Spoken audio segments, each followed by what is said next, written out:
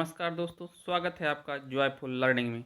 आज हम बात करेंगे निष्ठा 3.0 एफएलएन मॉड्यूल 7 के बारे में। इसका नाम है प्राथमिक कक्षाओं में बहुभाषी शिक्षण।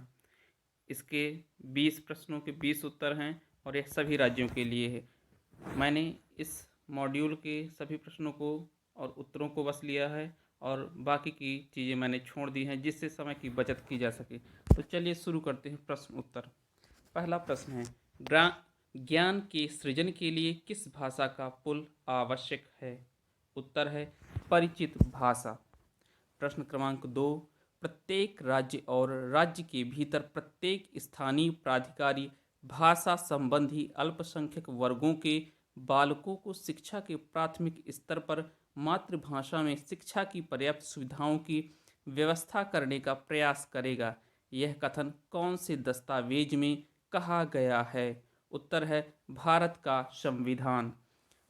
प्रश्न क्रमांक 3, आरंभिक वर्षों में L2 के विकास के संदर्भ में निम्न में से कौन सी रणनीति लाभदायक नहीं होगी? उत्तर है L2 सिखाने के लिए वर्णमाला को याद करना और पाठ्य पुस्तक के अभ्यास करना। प्रश्न क्रमांक 4, भाषा अंतर्निहित निपुणता का सिद्धांत किसके द्वारा दिया गया था? उत्तर है जिम कमिंस। प्रश्न क्रमांक 5, शिक्षण कार्य में L1 का प्रयोग करने से? उत्तर है बच्चों को सभी विषय समझने में मदद मिलती है। प्रश्न क्रमांक 6, इथियोपिया के भाषा संबंधी मॉडल के अध्ययन से निष्कर्ष निकलता है कि? उत्तर है मातृभाषा में अध्यापन से बच्चों ने सभी विषयों में बेहतर प्रदर्शन किया।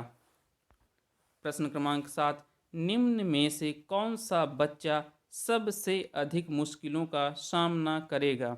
उत्तर है रमेश, जिसके घर और समुदाय में सब भोजपुरी बोलते हैं और कक्षा में अंग्रेजी भाषा का प्रयोग होता है। प्रश्न क्रमांक 8, सीखने की प्रक्रिया में ज्ञात से अज्ञात या परिचित से अपरिचित की ओर ही बढ़ना चाहिए। यह बात आई है NCF 2005 में। सही उत्तर इसका। प्रश्न क्रमांक 9, ज्ञान के सृजन के लिए किस भाषा की आवश्यकता है? इसका उत्तर है परिचित भाषा। प्रश्न क्रमांक 10, इनमें से शोधकर्ता वुल्फ का कथन है? उत्तर शिक्षा में भाषा ही सब कुछ नहीं है, लेकिन भाषा के बिना शिक्षा में सब कुछ कुछ भी नहीं है। प्रश्न क्रमांक 11, कमला राजस्थान के कोटा जिले में रहती है। उसके घर की भाषा हाड़ौती है। उसको स्कूल शुरू होने के 4 महीने बाद स्कूल में दाखिला लिया है और आज उसका स्कूल में पहला दिन है। आप ऐसा क्या करेंगे जिससे कमला सहज महसूस कर सके? इस प्रश्न का उत्तर है कमला से हाड़ौती भाषा में खूब सारी अनौपचारिक बातचीत करेंगे।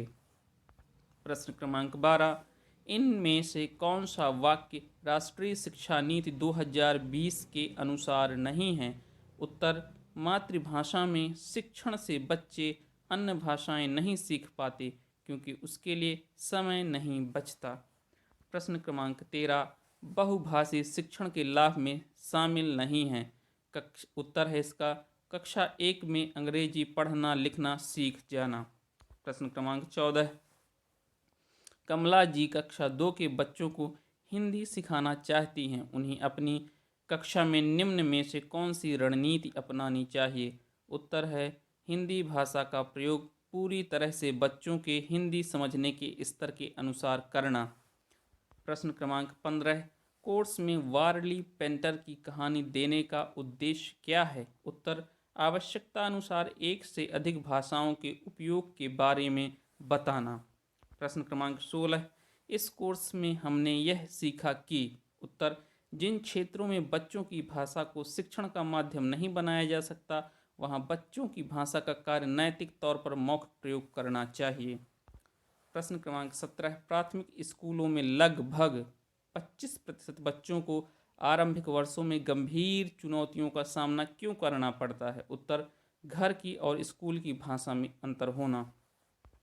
प्रश्न क्रमांक 18, भारत में हुई 2011 की जनगणना से यह बात उभर कर सामने आई है कि उत्तर अधिकतर लोग एक से अधिक भाषाएं बोलते हैं।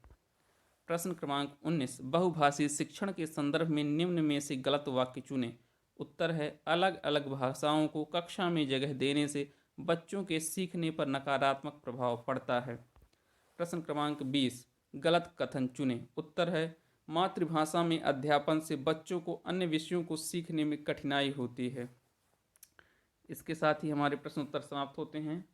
मैंने सभी प्रश्नों के सभी ऑप्शंस को इसलिए नहीं लिया क्योंकि इससे हमारा समय बर्बाद होता है और हम व्यर्थ की चीज़ों में उलझे रहते हैं। मैंने समय की बचत के लिए इसके सभी प्रश्नों को संक्षिप्त रूप में प्रस्तुत किया है। धन्यवाद।